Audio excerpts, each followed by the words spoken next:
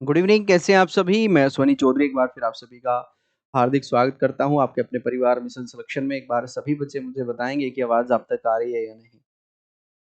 Good afternoon, good evening, कैसे हैं बताएंगे। काफ़ी लंबा ये सेशन आपका चल चुका है।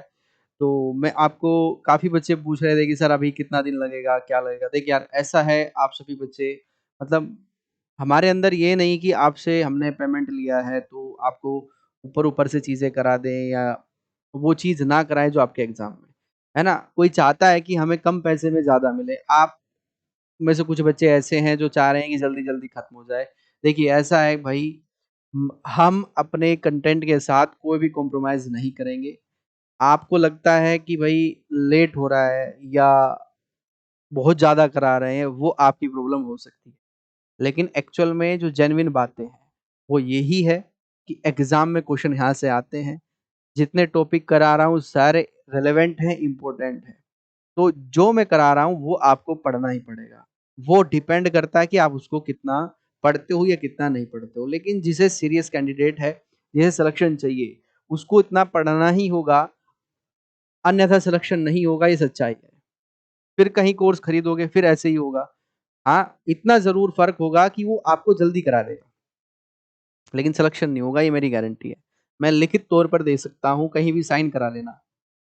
सिलेक्शन नहीं हो सकता, मेरी गारंटी है। अगर आपको जल्दी चीज़ें चाहिए, हर चीज़ में समय लगता है। आज तक अपने आप को पूरा 1 साल किसी कॉम्पिटिशन एग्ज़ाम के लिए नहीं दिया होगा। 1 साल छोड़ो, आपने 6 महीने भी नहीं दिया होगा। अपने आप से पूछो तो हो सकता है कि 6 साल तैयारी करते-करते हो गए हों। मैं उस बात को नहीं कह रहा हूँ, लेकिन 6 महीने आपने अपने आप को इसलिए नहीं दिए कि मुझे एक बार कंप्लीट सिलेबस करना है। ईमानदारी से खुद सोचना इस बारे में, है ना? अपने आप को थोड़ा अकेला छोड़कर फ़ोन-वोन साइड रख के तब सोचना। अपनी अंतरात्मा से पूछना, क्या मैं जिस एग्ज़ाम के लिए पढ़ रहा हूँ या फिर पढ़ रही हूँ, क्या मेरा पूरा सिलेबस कंप्लीट है या नहीं? जिस दिन आपने अपने सिलेबस के टॉपिक कंप्लीट कर लिए, मेरी गारंटी है अगर आपका एग्ज़ाम ना निकला तो कह देना। 1 नहीं निकलेगा, 2 नहीं निकलेगा, लेकिन ऐसा नहीं होगा कि नहीं निकलेगा। गारंटी के साथ कह रहा हूँ भाई, निकलेगा 101%। है ना? तो सोचना इस बात को, लेकिन जल्दबाज़ी वाले बच्चे मेरे से बात मत किया करो, है ना? मैं फिर कह रहा हूँ भाई, जिसे जल्दी हो वो 10 मिनट वाली वीडियो ज़रूर देखा करें कि 10 मिनट में एसएससी सीजीएल पास करना है, 5 मिनट में यूपी पुलिस पास करना है, वो उन्हें देखा करें। मुझे मत देखा करें भाई। मुझे नहीं चाहिए फेक पब्लिसिटी, है ना? फेक चीज़ें नहीं चाहिए, ठीक है? चलिएगा तो स्टार्ट करते हैं। संसदीय प्रक्रिया मैं आपको कल बता रहा था, कल जहाँ हमने छोड़ा था। जो हमने आपको बताया है, क्या उसमें कोई प्रॉब्लम है जो अभी तक पढ़े हैं, क्या उसमें प्रॉब्लम है तो बताइएगा। दोबारा से आपको बता दिया जाएगा। तारांकित प्रश्न के बारे में मैं बात कर रहा था, जिनको स्टार्ड अनस्टार्ड प्रश्न को लेकर हमने चर्चाएँ की थी। क्या उसमें आपको कोई प्रॉब्लम आई, कोई समस्या आई तो आप मुझे बताएँगे। कोई भी समस्या आपको लगता है कि भई नहीं, यहाँ पर हमें डाउट है, कुछ और हो सकता था, है ना? तो एक बार कन्फर्म करेंगे, वरना आगे बढ़ते हैं। वरना आगे बढ़ते हैं। अरे 6 महीने अपने लिए दे दो भाई ईमानदारी से। मैं कह रहा हूँ कि निकल जाएगा एग्ज़ाम। 6 महीने नहीं दे पाए आप अभी तक भी। मैं सच कह रहा हूँ। आप पढ़ रहे हो, लेकिन जानता हूँ मैं आपको, नहीं दे पाए। आप एक दिन पूरा सिलेबस मुझे लिख के दिखा दो, पूरे जीके जीएस का नहीं लिख पाओगे। हिस्ट्री में बता दो आपको क्या पढ़ना है, बता दोगे? नहीं बता पाओगे। इकोनॉमिक्स का बता दो क्या-क्या पढ़ना है, नहीं बता पाओगे। तो फिर कैसे कह रहे हो कि सिलेक्शन हो जाएगा? कैसे मान रहे हो आप ये चीज़ें?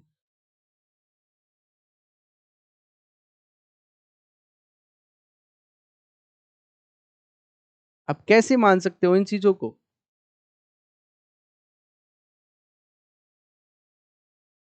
अभी रीजनिंग के टॉपिक लिखने की बारी आ जाए कि बता दो कि यूपी पुलिस में या सीजीएल में रीजनिंग के कितने टॉपिक आते हैं, 3-4 के बाद आपका दिमाग हैंग हो जाएगा कि क्या बताएँ। 3-4 तो मेरे भी याद है, मैं रीजनिंग नहीं पढ़ता हूँ, है ना? डायरेक्शन बता दूँगा, क्लॉक है, डाइज़ है ना? सीटिंग अरेंजमेंट है, एक खून वाला रिश्ता, ब्लड रिलेशन हो जाएगा, है ना? बहुत सारी चीज़ें होती हैं, बहुत सारी चीज़ें होती हैं जो हम नहीं जानते। अपना सिलेबस ही नहीं पता है हमें, तैयारी तो खाक करेंगे हम। एक करो सिलेबस कंप्लीट करने की।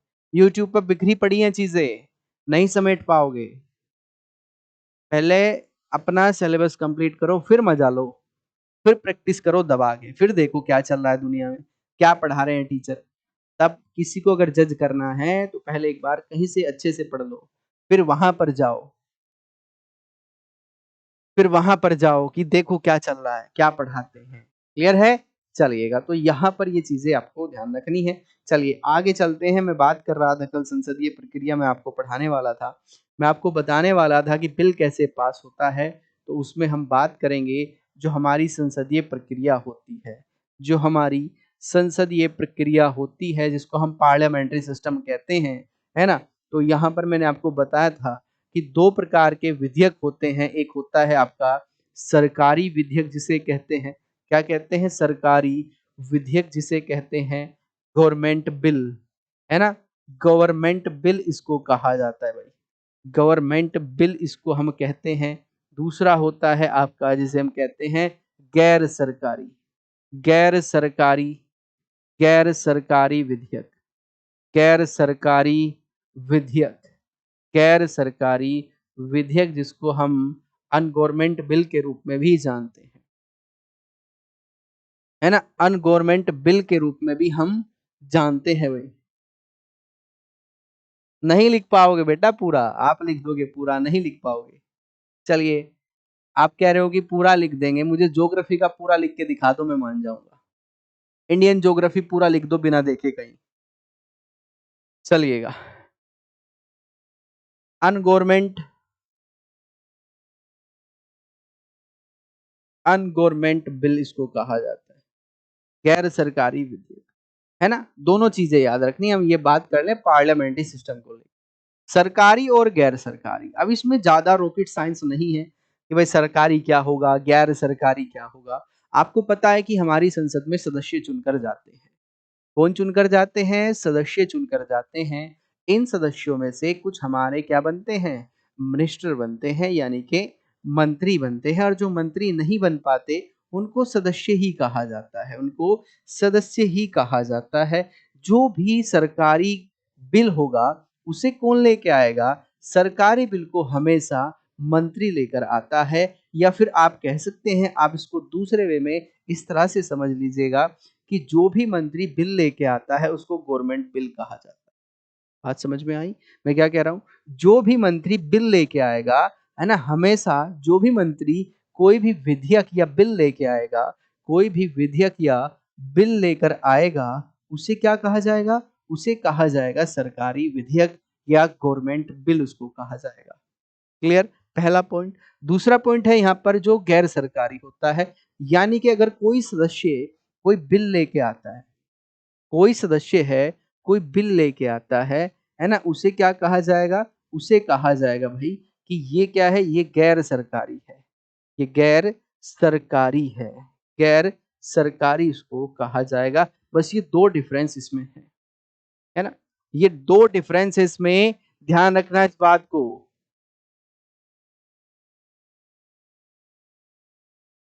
कल क्लास नहीं किया था, एक बार जरूर करना है बेटा आपको, है ना, तभी रिकॉल कर पाओगे आप। ज्यादा वैसे इतना भी प्रॉब्लम नहीं होगा कि आप कनेक्ट ना कर पाओ, लेकिन इंपॉर्टेंट क्लास थी, आप उसको एक बार जरूर करेंगे। नहीं समझ में आएगा तो आप उसमें बता सकते हैं, ठीक है। चलिए, तो ये दो चीजें हमने पढ़ी। पार्लियामेंट्री सिस्टम की हम बात कर रहे हैं, तो इसमें हमने गवर्नमेंट बिल के बारे में पढ़ा है जिसको हम सरकारी विधेयक या फिर सरकारी बिल के रूप में भी जानते हैं। जो कोई मंत्री इस तरह के बिल को लेके आता है उसको सरकारी बिल के रूप में जाना जाता है ना। तो हमारे जो सदस्य हैं, इन सदस्यों में से कुछ मंत्री बनते हैं। आपको पता है कि हमारी टोटल स्ट्रेंथ का, जो हमारी टोटल मेंबर ऑफ पार्लियामेंट होते हैं उनका 50% ही मंत्री बन पाते हैं। 50% ही, ओ सॉरी, 50 नहीं 15%, है ना, 15% ही मंत्री बन पाते हैं। आपको ये जानकारी है, ठीक है। चलिए, अब इसके आगे की कहानी क्या है वो हमें समझना है। इसके आगे की कहानी हम समझेंगे विधेयक के बारे में, बिल के बारे में, टाइप्स ऑफ बिल के बारे में भाई, है ना। नहीं लिख पाओगे भाई, नहीं लिख पाओगे। टाइप्स ऑफ बिल के बारे में हमें पढ़ना है भाई। Types of bill, types of bill, यानी कि जो विधेयक होते हैं ये कितने प्रकार के होते हैं, है ना। Types of bill, types of bill या विधेयक के प्रकार, विधेयक के प्रकार, विधेयक के प्रकार, विधेयक के प्रकार या टाइप्स ऑफ बिल जिसको कहा जाता है। और सबसे पहले हम डिस्कस करेंगे मनी बिल के बारे में भाई, है ना, मनी बिल के बारे में, मनी बिल के बारे में, या जिसको हम धन विधेयक कहते हैं, धन विधेयक कहते हैं, मनी बिल या जिसको धन विधेयक कहा जाता है, धन विधेयक जिसको कहा जाता है भाई,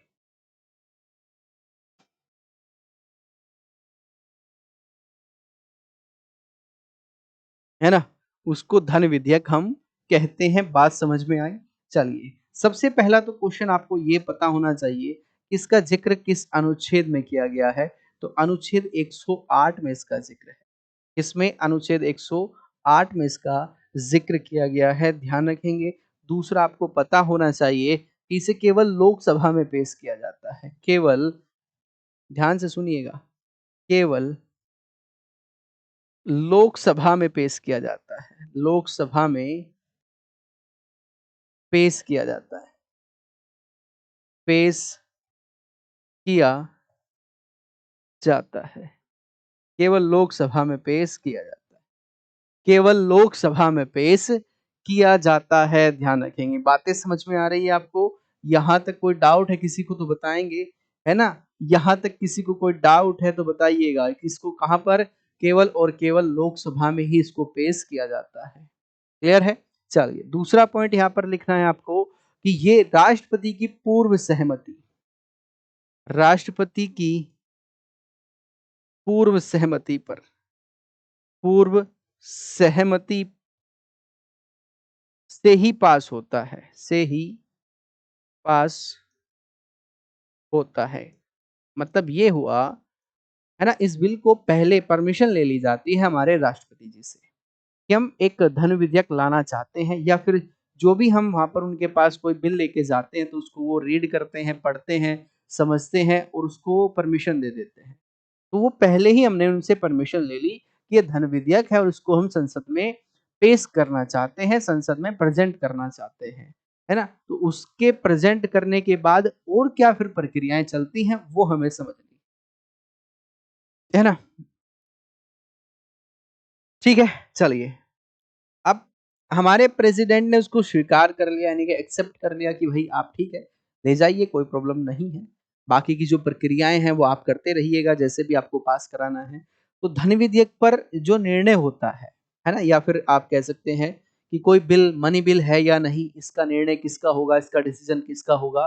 तो इसमें जो फाइनल डिसीजन होता है कि हमारे लोकसभा स्पीकर का होता है। किसका? अगर कोई बिल मनी बिल है या नहीं, इस पर जो निर्णय होगा या डिसीजन होगा वो हमारे लोकसभा स्पीकर का होगा, वो हमारे लोकसभा स्पीकर का होगा। तो आप इसमें लिखेंगे कि धन विधेयक पर अंतिम निर्णय, धन विधेयक पर अंतिम निर्णय, अंतिम निर्णय लोकसभा स्पीकर का होगा। पढ़ाई में ख्याल है, लोकसभा स्पीकर का होगा, ये जिसको हम लोकसभा अध्यक्ष कहते हैं, लोकसभा अध्यक्ष कहते हैं। ठीक है, लोकसभा अध्यक्ष इसको कहा जाता है। क्लियर है? कोई डाउट यहां तक किसी को? बताएंगे, कंफर्म करेंगे एक बार। क्या हुआ? ये पेन भी उठा लिया भाई, पेन पेन पेन, यानी वेस्ट हो जाएगा ये। ठीक है, चलिएगा, है ना। तो फाइनली डिसीजन किसका होगा? हमारे लोकसभा स्पीकर का इसमें फाइनल डिसीजन होता है। अब इसमें सेकंड बात ये आपको याद रखनी है कि राज्यसभा में मनी बिल को लेकर जो पावर्स दी गई हैं काफी कम है। राज्यसभा इसे स्वीकार करती है तो अच्छी बात है, इसको स्वीकार कर नहीं करती है तो भी इस पर कोई फर्क नहीं पड़ता, है ना।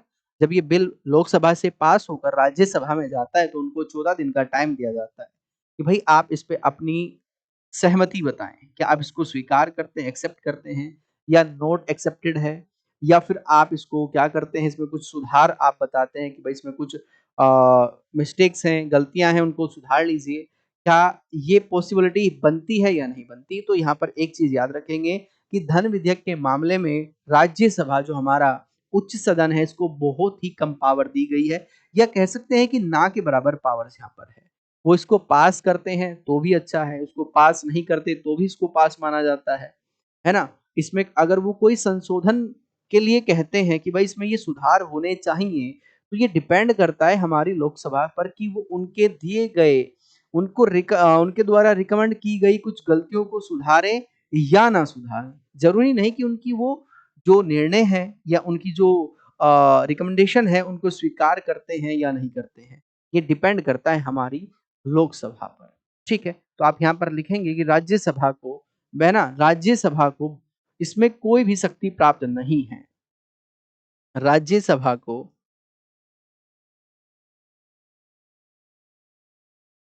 धन विधेयक पर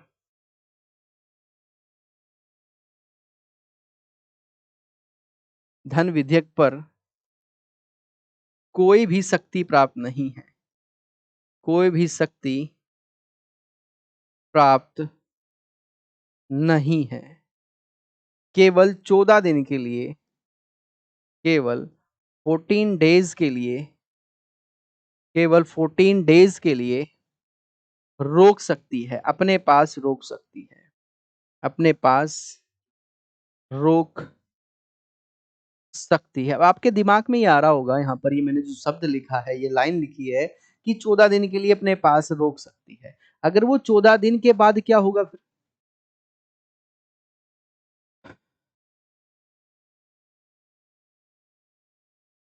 है ना? 14 दिन के बाद होगा क्या? 14 दिन तक ध्यान से सुनिएगा, अगर 14 दिन तक वो अपना कोई डिसीजन इस पर नहीं देते कि भाई ये एक्सेप्ट है या नहीं एक्सेप्ट है, फिर क्या होगा?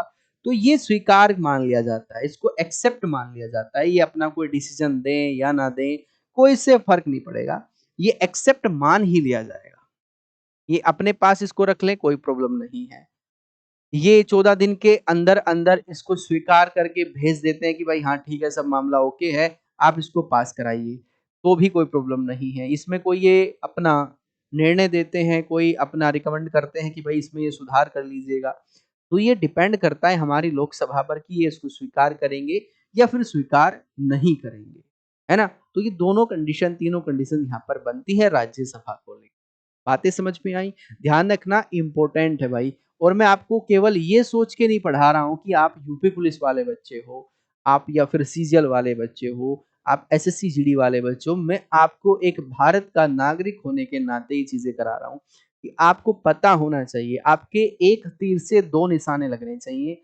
आपका एग्जाम भी क्लियर होना चाहिए और आपको समझ भी आनी चाहिए, आपको समझ भी आनी चाहिए। मुझे नहीं पता आप किस एग्जाम की तैयारी कर रहे हो, मैं तो यहाँ तक दावा करता हूँ कि अगर कोई मेरी क्लास देखता है, मुझे नहीं पता वो किस एग्जाम की तैयारी कर रहा है। इतनी मैं अपने अंदर कॉन्फिडेंस लेके ये बात कह रहा हूँ कि वो किसी भी एग्जाम में बैठ जाए। मैं वन डे एग्जाम की बात कर रहा हूँ, यूपीएससी लेवल अलग होता है। मैं फिर कह रहा हूँ, मैं इतना नहीं दावा कर रहा हूँ कि मैं यूपीएससी के क्वेश्चंस मिला दूंगा, लेकिन हाँ, आप किसी भी स्टेट से हैं, कोई भी एग्जाम दे रहे हो, अगर यहाँ से क्वेश्चन आया तो ये आपको क्वेश्चन यहाँ से 101% मिलेगा ही मिलेगा।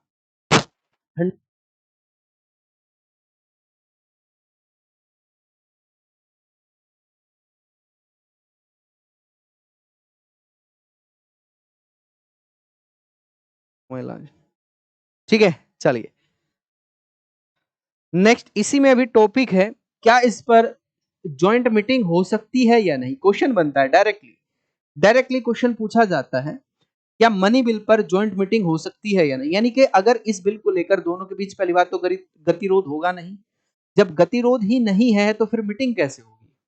आप मुझे बताइएगा, अगर गतिरोध नहीं है तो फिर मीटिंग का मतलब ही नहीं बनता। गैर सरकारी, फिर से बताइए, जो मंत्री लेके आएंगे, जैसे कोई वित्त मंत्री कोई बिल लेके आते हैं, रक्षा मंत्री कोई बिल लेके आते हैं, गृह मंत्री कोई बिल लेके आते हैं, तो ये क्या हो जाता है? ये सरकारी कहलाता है। इनके अलावा कोई भी सदस्य अगर लेके आएगा, उसको हम गैर सरकारी कहेंगे। बस इतनी सी बात है, ठीक है? चलिए, तो यहां पर देखेंगे कि मनी बिल पर कोई संयुक्त बैठक का प्रावधान नहीं है। मनी बिल पर, मनी बिल या जिसको हम धन विधेयक कहते हैं, है ना? मनी बिल पर कोई संयुक्त बैठक का प्रावधान नहीं है। कोई संयुक्त बैठक का प्रावधान नहीं है। बैठक का प्रावधान नहीं है। यानी कि संयुक्त बैठक नहीं हो सकती। नहीं है, नहीं है, ध्यान रखना। इसमें कोई भी संयुक्त बैठक का प्रावधान नहीं है, क्योंकि इसके अलावा जब मैं आपको और यहाँ पर विधेयक कराऊंगा तो आपकी समझ में आ जाएगा कि कहाँ पर संयुक्त बैठक का प्रावधान होता है। ठीक है ना? संयुक्त बैठक का प्रावधान नहीं है। दूसरा एक और कंडीशन यहाँ पर बनती है कि इसको राष्ट्रपति के पुनर्विचार के लिए भी नहीं भेजा जा सकता। राष्ट्रपति के पास ना, ऐसे नहीं, ऐसे इसको ऐसे लिखेंगे, राष्ट्रपति इसे पुनर्विचार के लिए भी नहीं भेज सकते। राष्ट्रपति इसे पुनर्विचार के लिए भी नहीं भेज सकते। पुनर्विचार के लिए भी नहीं भेजा जा सकता। नहीं भेजा जा सकता है। नहीं भेजा जा सकता है। ध्यान रखना। कैसे समझिएगा इस चीज को? कैसे है समझेंगे। जैसे मान लीजिए कोई बिल लोकसभा से पास होकर जाता है, कोई बिल राज्यसभा, इन दोनों से पास हो जाए, तो आपको पता है कि ये जब तक कानून नहीं बनता, जब तक इस पर हमारे जो प्रेसिडेंट है वो अपने हस्ताक्षर नहीं करते। जब कोई बिल राष्ट्रपति के पास जाता है तो उसके पास कुछ पावर्स होती हैं बिल को लेकर। अब ये कौन कौन सी पावर होती हैं, आप ध्यान रखिएगा। वो इनको, इस बिल को स्वीकार करते हैं यानी कि अपने साइन कर देते हैं, या इसको अस्वीकार कर देंगे, इस पर साइन नहीं करेंगे। और एक और पावर है जिसको कहा जाता है कि ये क्या करते हैं, ये इसको पुनर्विचार के लिए भेज देते हैं। अब ये पुनर्विचार का मतलब क्या है? यहाँ पर पुनर्विचार का मतलब यहाँ पर ये हो गया कि ये इसे कहते हैं कि अभी इसमें कुछ कमियां हैं, अभी इसमें कुछ कमियां हैं, एक बार इनको आप दूर कीजिएगा। इसमें कुछ और हो सकता है, कुछ बेटर और आप इसमें कर सकते हैं। तो पुनर्विचार के लिए बिल भेजे जाते हैं, लेकिन मनी बिल या धन विधेयक पुनर्विचार के लिए नहीं भेजा जाता। ऐसा क्यों होता है? क्योंकि हम पहले ही परमिशन ले चुके हैं मनी बिल को पास कराने की। आपको पता है, जब मैंने सबसे पहले आपको लिखाया था कि मनी बिल हमारे राष्ट्रपति की सहमति के बाद ही सदन में लाया जाता है, तो इसलिए इसको पुनर्विचार के लिए नहीं भेजा जाता है। बातें क्लियर हो गई होंगी, मैं उम्मीद करता हूं। अगर फिर भी कोई डाउट है तो इसको एक बार आप रिवर्स करके वीडियो को देख लीजिएगा, है ना? तो ये पावर्स हमारे कुछ प्रेसिडेंट के पास में होती हैं, जिनका वो यूज करते हैं, जिनका यूज करते हैं मेरे भाई, ध्यान रखेंगे इस बात को। चलिएगा, यहीं से आगे बढ़ते हैं। आगे क्या कहता है? आपके मन में कोई भी डाउट हो लिखें तुरंत।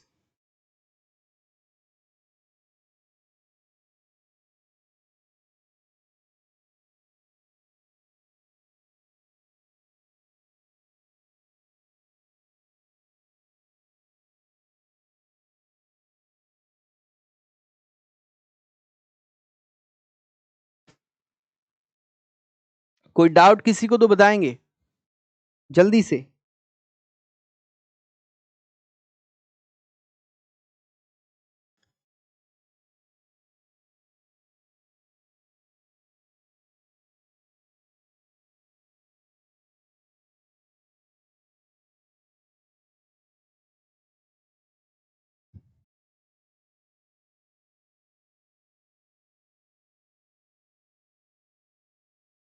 जल्दी से बताइएगा।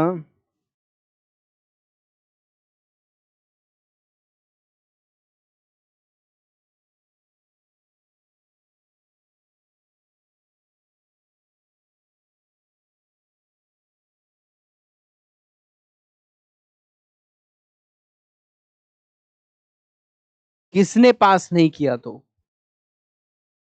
किसने पास नहीं किया तो बताएं।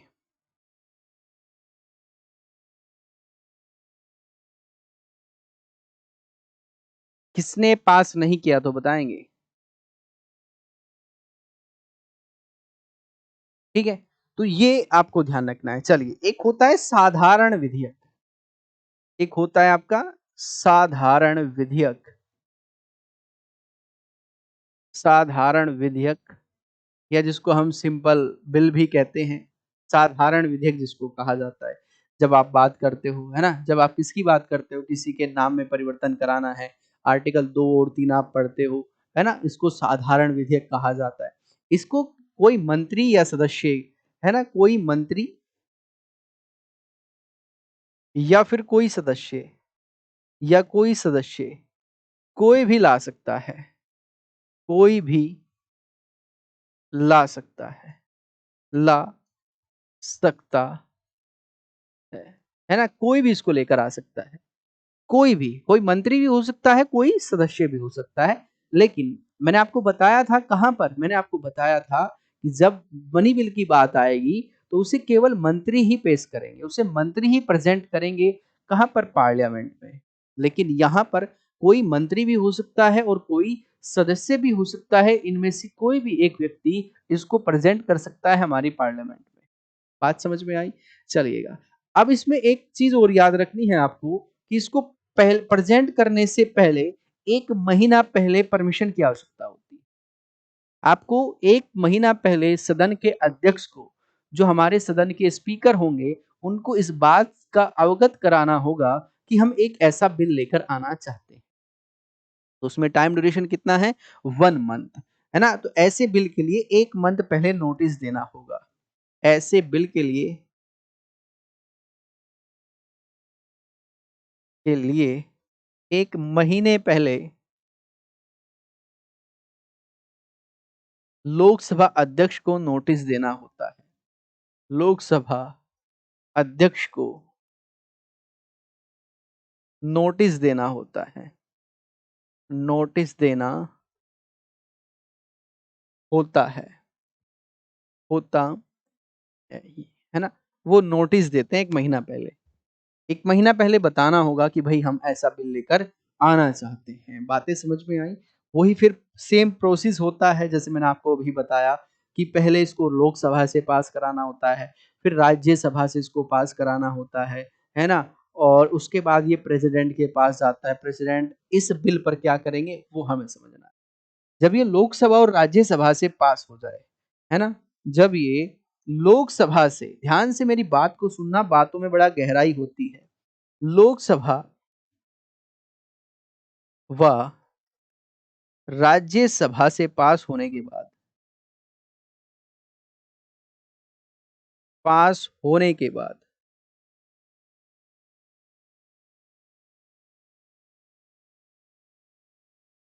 पास होने के बाद लोकसभा व राज्यसभा से पास होने के बाद राष्ट्रपति की सहमति के लिए भेजा जाता है। राष्ट्रपति की सहमति के लिए भेजा जाता है।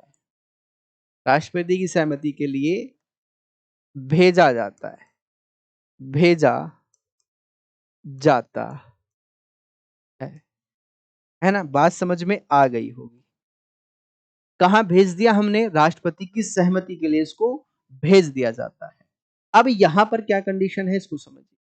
कंडीशन यहाँ पर ये है, जब ये बिल राष्ट्रपति के पास जाएगा, तो राष्ट्रपति जी क्या करने वाले हैं वो समझिए। राष्ट्रपति जी क्या करेंगे? राष्ट्रपति जी, आपको ध्यान रखना है, या तो इसको स्वीकार करते हैं यानी कि एक्सेप्ट करते हैं, या इसको अस्वीकार करते हैं। क्या करते हैं भाई? इसको अस्वीकार करते हैं, या फिर इसको पुनर्विचार के लिए भेजा जाता है। किसके लिए?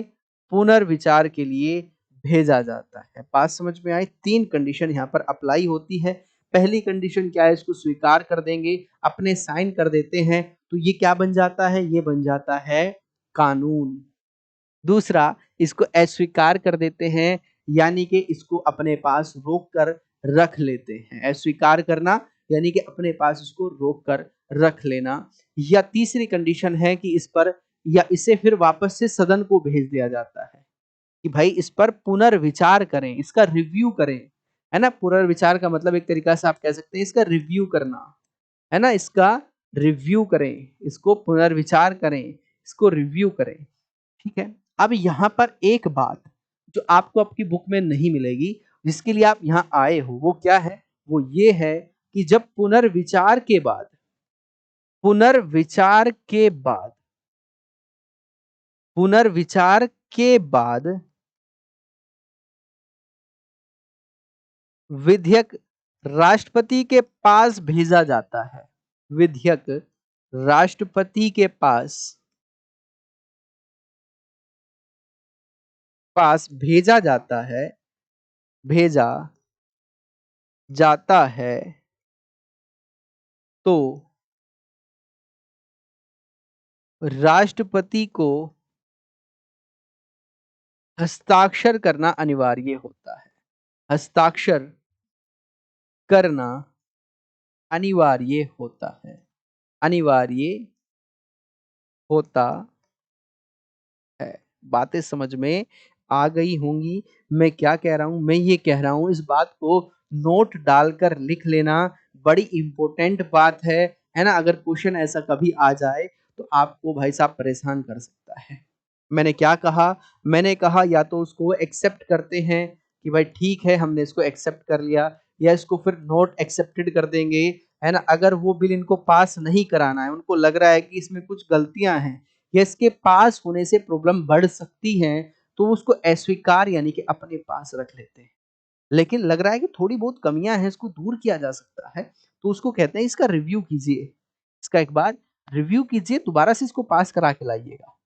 दोबारा से जब पास होकर ये राष्ट्रपति के पास जाएगा तब इनको साइन करने ही होंगे। ये मैंडेटरी है ना, करना ही होगा, कोई भी ऑप्शन इनके पास फिर नहीं रह जाता।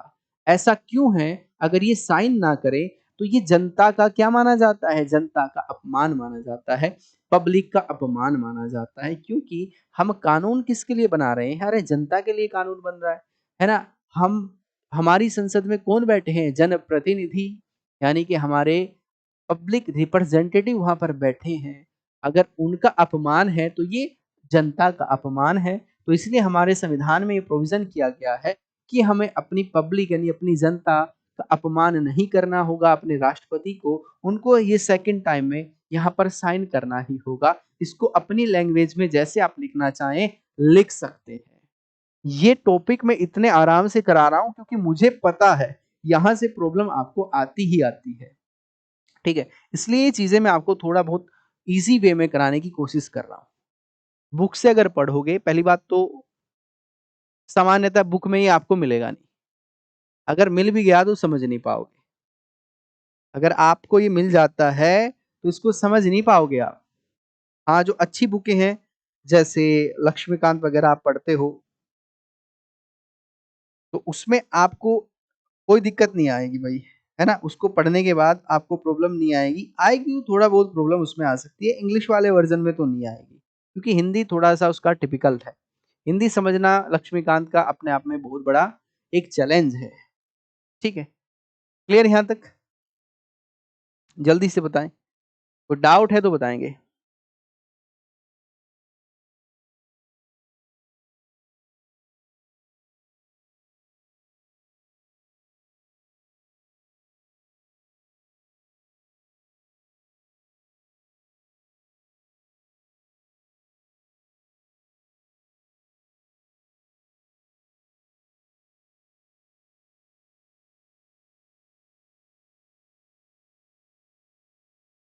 क्लियर यहाँ तक?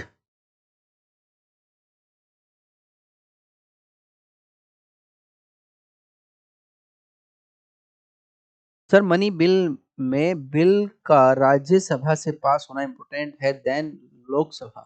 लोकसभा से, राज्यसभा से नहीं, लोकसभा से पास होना अनिवार्य है। ठीक है, चलिएगा, चलिए भाई, कोई डाउट? नोटिफिकेशन आया होगा, आपने ध्यान नहीं किया उसको।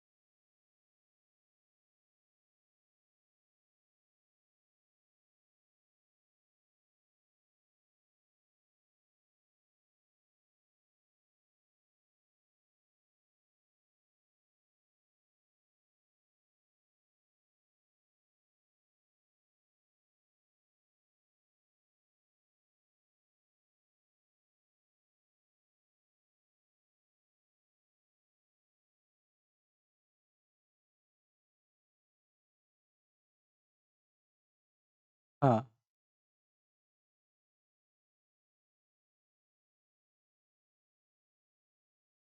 बहुत अमेज़िंग है ये। ये या क्या लिखते हो अंजू मैं समझ नहीं पाता आपको, है ना? आपको थोड़ा हिंदी में लिखने में प्रॉब्लम आती है। ठीक है, चलिए अब आपको मैं 2 चीज़ें समझा रहा हूँ भाई, ध्यान से मेरी बात सुनिएगा। अब मैं आपको समझाऊँगा कि संसद के अंदर बिल पास कैसे होता है। आप कोई भी सदन ले सकते हो, फिर चाहे राज्यसभा की हम बात करें, चाहे फिर हम लोकसभा की बात करते हैं। चाहे फिर हम लोकसभा की बात करते हैं। किसकी बात करते हैं? लोकसभा की। केवल समझना है, किसी एग्ज़ाम में नहीं आएगा। केवल समझना है, किसी भी एग्ज़ाम में नहीं पूछा जाएगा। किसी भी एग्ज़ाम में नहीं पूछा जाएगा लेकिन समझना है। बाय चांस इत्तेफ़ाक से अगर आ जाता है, तो आपको कोई प्रॉब्लम ना हो इसलिए आपको करा रहा हूँ। किसी भी एग्ज़ाम में नहीं आएगा। चलिए, आपने वाचन सुना है या नहीं सुना है? बस इतना बताएँगे। वाचन का मतलब होता है पढ़ना या आप इसको रीडिंग कह सकते हैं। क्या कह सकते हैं? रीडिंग कह सकते हैं, रीडिंग। एक बिल 3 वाचन में पास होता है। ध्यान से सुनिएगा मैं क्या कह रहा हूँ। एक बिल या फिर विधेयक 3 रीडिंग में या 3 वाचन में पास होता है। 3 वाचन में पास होता है। 3 वाचन में। बिल जो है कितने वाचन में? 3 वाचन में पास होता है। वाचन में पास होता है। पास होता है। 3 वाचन में पास होता है। अब कैसे समझिएगा? आपको ध्यान रखना है कोई बिल अगर राज्यसभा में आया तो भी सेम प्रोसेस होगा। कोई बिल अगर लोकसभा में आया तो भी सेम प्रोसेस होगा। अब ये प्रोसेस क्या है वो समझना है भाई। प्रोसेस ये है कि इसको 3 कैटेगरी में डिवाइड किया गया है जिसको वाचन कहा गया है ना? जिसको वाचन कहा गया है। ठीक है। अगर मैं पहले वाचन की बात करता हूँ या पहले रीडिंग की बात करता हूँ, पहले वाचन या फिर मैं पहले रीडिंग की बात करता हूँ, तो यहाँ पर हुआ क्या है, यहाँ पर किसी भी बिल को, जो भी बिल कोई व्यक्ति लेके आता है, किसी भी बिल को, है ना, क्या किया जाता है, राजपत्रित कराया जाता है, यानी कि उसको सरकारी दस्तावेजों में लिखा जाता है और इस प्रक्रिया को बोलते हैं राजपत्रित करना या गजट करना, या इसको क्या बोला जाता है? गजट करना बोला जाता है, गजट, है ना? सरकारी दस्तावेजों में, गवर्नमेंट डॉक्यूमेंट्स में इसको वेरीफाई कराना होता है, यानी कि इसको वहां पर हमें एक तरीका से नोटिफाई कराना होता है कि भाई ये एक बिल है, इसको ये मंत्री लेके आए हैं, ये बिल इस मुद्दे से रिलेटेड है और इसको हम पास कराना चाहते हैं। केवल इतनी सी कार्रवाई होती है पहले वाचन में।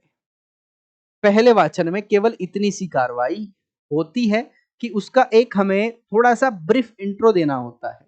जैसे मान लीजिए मैं संसद का सदस्य हूँ और वहाँ पर मैं एक एजुकेशन को लेकर कोई बिल लेके आना चाहता हूँ, तो मैं अपने बिल में सारी इन्फॉर्मेशन वहाँ पर दूँगा कि भाई ये बिल है और इससे ये रिलेटेड है, इसमें ये मैंने प्रोविज़न्स डाल रखे हैं, ये होने चाहिए, इसका ये फ़ायदा होगा, इसका ये नुकसान होगा। तो ये मुझे एक तरीक़ा से इसको राजपत्रित करना बोलते हैं, गज़ेट कराना, है ना? उसको गज़ेट में चढ़वा देना या नोटिफ़ाई करा देना, है ना? उसको नोटिफ़ाई कराना होता है मुझे संसद में, ठीक है? तो ये पहला प्रोसेस है जब कोई बिल सदन में जाता है, किसी भी मुद्दे पर हो, किसी भी कानून के लिए हो, महिला, बुजुर्ग, बच्चे, देश, जो भी कानून है वो ऐसे ही बनता है। ये सेम प्रोसेस है और दोनों सदनों का ये सेम प्रोसेस है। आप एक को समझ लीजिए, दूसरा भी सेम ही होगा। दूसरा भी सेम ही होगा, तो इसको बोलते हैं पहला वाचन, है ना? अगर मैं सेकंड वाचन की बात करता हूँ, सेकंड वाचन क्या कहता है? जिसको हम दूसरा वाचन भी बोलते हैं या सेकंड वाचन बोलते हैं। बात समझ में आई या नहीं? ठीक है ना? अब इसको समझना है, मैं कह रहा हूँ समझ लीजिए केवल, कुछ लिखना नहीं है, समझना है मेरे भाई। इसको लिखना नहीं है, केवल और केवल समझ लेना है। मान लीजिए ये मेरे पास कोई बिल है ना? ये मैं क्या लेके आया हूँ? बिल लेके आया हूँ। मैं मुझे बिल संसद में पास कराना है कि भई हमारे देश में एजुकेशन को लेकर बड़ी प्रॉब्लम चल रही है ना? तो इसमें मैंने कुछ प्रोविज़न्स किए हैं जो ये नकल होती है, धांधली होती है, इसको रोकने के लिए एक आयोग होना चाहिए। मैंने इसमें प्रोविज़न लिखा है ना? एक केवल एक आयोग होना चाहिए सभी गवर्नमेंट एग्ज़ाम्स को कराने के लिए। उसमें एक अध्यक्ष होना चाहिए और 10 सदस्य होने चाहिए। उनका खुद का प्रिंटिंग प्रेस होना चाहिए, है ना? ये सारी चीज़ें मैं लिख रखा हूँ वहाँ पर। अभी बात करूँगा ना, उस बिल की भी बात करूँगा। अगर सामान्य बिल पास ना हो, सामान्य के लिए मैंने बताया, अगर पास ना हो तो क्या प्रोविज़न है फिर जॉइंट मीटिंग का है, उसके बारे में बताऊँगा, एक बार समझ लीजिए पहले, ठीक है? ना इसमें सारी चीज़ें मैंने लिख रखी हैं, ऑलरेडी सब कुछ लिखा हुआ है। मैं जाता हूँ सदन में, पहले तो मुझे क्या करना होता है, 1 महीने पहले अगर मैं सामान्य बिल लेके जा रहा हूँ, सिंपल बिल लेके जा रहा हूँ, तो उसको 1 महीने पहले मुझे नोटिस देना होगा कि मैं कुछ ऐसा एक बिल लेके आना चाहता हूँ, ठीक है? ये वो दिन आ गया जिस दिन मुझे बिल इंट्रोड्यूस करना है अपनी सदन में, मैं चला जाता हूँ अपने लोकसभा अध्यक्ष के पास में और कहता हूँ कि मुझे ये चीज़ें हैं, ये इसको मुझे पास कराना है। तो इसको गज़ट कराएँगे, उसको नोटिफ़ाई कराएँगे, कहाँ पर? सरकारी दस्तावेज़ों में, इसे ही बोला जाता है प्रथम वाचन। ये जो मैंने आपको बताया कंप्लीट हो चुका है। अब इसमें मैंने जितने पॉइंट्स लिखे हैं, ध्यान से सुनना मेरी बात को, जितने मैंने इसमें पॉइंट्स लिखे हैं, इन एक-एक पॉइंट्स पर बहस होगी। बहस का मतलब ये नहीं तू-तू मैं-मैं होगी। एक-एक पॉइंट पर मुझे अपना स्टैंड रखना होगा। अगर मुझे एक अलग आयोग की आवश्यकता है तो क्यों है? कितना फंड चाहिए होगा? कितना उसमें मेंबर लगेंगे? इसका फ़ायदा क्या होगा? कहाँ इसका हेडक्वार्टर बनेगा? ये सारी बातें होंगी और इन सारी बातों का जवाब मुझे देना होगा क्योंकि इसको इंट्रोड्यूस कर रहा हूँ मैं। ये होता है सेकंड वाचन में, है ना? ये होता है सेकंड वाचन में कि बिल के प्रत्येक मुद्दे पर बात की जाती है। बिल के प्रत्येक मुद्दे पर बात की जाती है। मुद्दे पर बात की जाती है, की जाती है, की जाती है। बात समझ में आई? बिल के प्रत्येक मुद्दे पर बात होगी और जितने मैंने पॉइंट्स लिखे हैं, सभी पॉइंट्स पर बात होगी, चाहे वो फिर 1 पॉइंट हो, चाहे वो फिर 10 पॉइंट हो, चाहे वो फिर 100 पॉइंट हो, ये सभी पर बात होगी, सभी पर मुझे अपना क्या देना होगा? अपना स्टैंड देना होगा कि हाँ, ये है, इसकी ये प्रॉफिट है, ये इसके लॉस हो सकते हैं, अगर हम ऐसा करेंगे तो ऐसा हो सकता है। ठीक है? ये हो गया सेकंड वाचन। अब बात आती है थर्ड वाचन की। तीसरा वाचन क्या होता है? थर्ड वाचन, थर्ड वाचन, है ना? थर्ड वाचन। अब ये अंतिम होता है, लास्ट होता है। इसमें कुछ रिकमेंडेशन आती है कि भाई इसमें आप कुछ सुधार करना चाहें तो कर सकते हैं, है ना? रिकमेंडेशन जो आपको यहाँ पर मिलती है, आप उनको यहाँ पर ला सकते हैं। तो अच्छा एक चीज़ और है इसमें, मान लीजिए यहाँ पर कोई हर एक मुद्दे पर बात हो रही है और ये क्या हो जाता है, ये साधारण बहुमत से पास हो जाता है। अभी आपको साधारण बहुमत बताऊँगा क्या होता है ना? अभी आपको विशेष बहुमत बताऊँगा जिसको simple majority and special majority कहा जाता है, उनके बारे में हम चर्चा करेंगे। अगर ये पास हो जाता है, तो फिर अंतिम वाचन होता है और अंतिम वाचन में होता क्या है, केवल इसको ये स्वीकार करना होता है कि ये पास होता है या नहीं, यानी कि इसमें अपनी स्वीकृति देनी होती है। इसमें अपनी क्या देनी होती है? स्वीकृति देनी होती है, इसको स्वीकार करना अनिवार्य होता है। अगर ये किसी भी सदन से स्वीकार कर लिया जाता है, एक्सेप्ट कर लिया जाता है या फिर पास हो जाता है, तो ये जाता है फिर सेकंड सदन में, चाहे फिर वो लोकसभा में हो, चाहे वो फिर राज्यसभा में हो और सेकंड सदन में जाने के बाद ये सेम प्रोसेस उसमें दोहराया जाएगा और उसमें भी अगर ये पास हो जाता है, तो ये क्या बन जाता है, ये दोनों सदनों से पास होने के बाद कहाँ जाएगा? ये हमारे प्रेसिडेंट यानी कि हमारे राष्ट्रपति के पास जाएगा और राष्ट्रपति क्या करने वाले हैं? आपको पता है कि राष्ट्रपति इस पर अपना स्वीकृति प्रदान करते हैं, स्वीकार करते हैं या इसको अस्वीकार करते हैं, है ना? अस्वीकार करते हैं, है ना? और या फिर इसको पुनर्विचार के लिए भेज दिया जाता है या इसको क्या कर दिया जाता है, पुनर्विचार के लिए भेज दिया जाता है। बात समझ में आ गई? अब यहाँ पर एक बच्चे ने मेरे से पूछा था कि सर अगर ये पास ना हो फिर क्या हो? मान लीजिए इस बिल को लेकर दोनों सदनों में क्या है, मतभेद है, असहमति है। दोनों सदनों में क्या है, यहाँ पर मतभेद हो रहा है, असहमति हो रही है, वो एक दूसरे से एग्री नहीं है, तो इस कंडीशंस में क्या कर सकते हैं, हमारे राष्ट्रपति क्या करेंगे, हमारे राष्ट्रपति जॉइंट मीटिंग का प्रावधान करेंगे।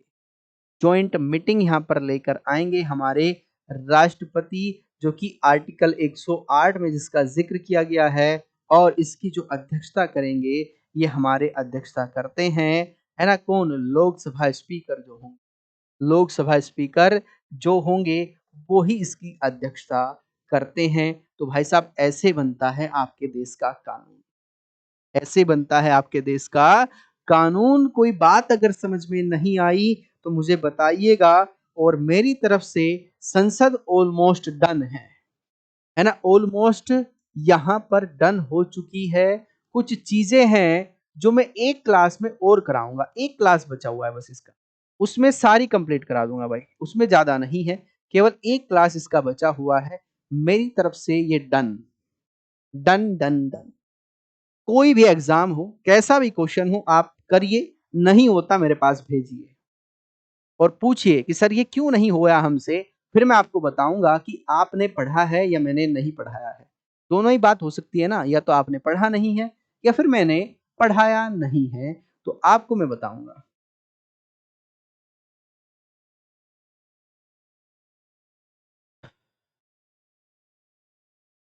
कॉफी मंगवाई है आज, है ना, आज तो मंगवाया हूं मैं कॉफी, आज तो बनेगी कॉफी। ठीक है, चलिए बताएंगे।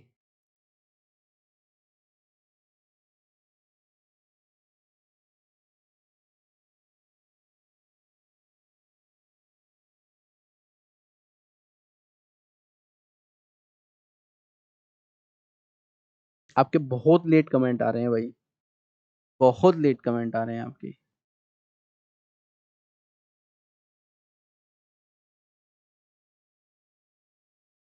ठीक है, क्लियर, कोई डाउट तो मेरी तरफ से संसद एक क्लास है बस, मैक्सिमम एक क्लास होगा, उसमें कुछ चीजें हैं जो आपको करानी है, उसके बाद आप संसद का कोई भी क्वेश्चन उठाइए, उसको लगाइए, नहीं होता मेरे पास भेज दीजिएगा। अक्सर ये क्यों नहीं हो पा रहा है, या हम क्यों नहीं कर पा रहे, लास्ट वाला समझा दो। लास्ट वाला कौन सा है, लास्ट वाला यही है कि इस लास्ट वाले में क्या होता है, लास्ट वाले में इसको पास कराना होता है ना, इस पर सहमति व्यक्त की जाती है, सदन में बहस होने के बाद इसको क्या करते हैं, इसको पास कराना होता है। और पास कराने के लिए मैंने अभी तीन चीज आपको बताई, एक साधारण बहुमत होता है, इस एक स्पेशल सिंपल मेजोरिटी, और एक होता है स्पेशल मेजोरिटी। वो दोनों कल कराऊंगा, तब ये समझ में आ जाएगा। अभी इतना समझ लीजिएगा कि अगर साधारण बहुमत की बात करें तो जितने लोग सदन में उपस्थित हैं उनका 50% की हमें आवश्यकता, यानी कि 2/3 की हमें आवश्यकता होती है पास कराने के लिए किसी भी बिल को। कल बेहतर से समझ जाओगे, एक बार फिर से ये मैं बता दूंगा, है ना, और बेहतर से समझ जाओगे, कल मुझे वो चीजें आपको और करानी है। ठीक है, चलिए, तो ये था आज का सेशन, कैसा लगा जरूर बताएंगे। कोई क्वेश्चन समझ में नहीं आया, प्रीवियस जरूर करा करें, चाहे वो आप किसी भी एग्जाम की तैयारी कर, सारे प्रीवियस करो, कोई मत छोड़ो। जरूरी नहीं है सीजीएल की तैयारी कर रहे हो, आप यूपी पुलिस के भी देखो, आप दिल्ली पुलिस के भी देखो, आप जीडी के भी सब देखो, जितने क्वेश्चन आ रहे हैं। ध्यान रखना वनडे एग्जाम में क्या होता है, वनडे एग्जाम में रिपीटेशन होता है, आयोग क्या करता है, दूसरे आयोग से उठाकर इसमें डाल देता है, दूसरे आयोग से उठाएगा इसमें डाल देगा, प्रीवियस उठाएगा इसमें डाल देगा, सीएचएसएल के एग्जाम्स सीजीएल में डाल देगा, सीजीएल का सीएचएसएल में डाल देगा, एमटीएस में डाल देगा, ऐसे भी मैंने बहुत सारे क्वेश्चंस देखे हैं, तो उन पर फोकस आप करें। ठीक है, चलिए तो मिलते हैं नेक्स्ट क्लास में, तब तक के लिए नमस्कार, जय हिंद, जय भारत।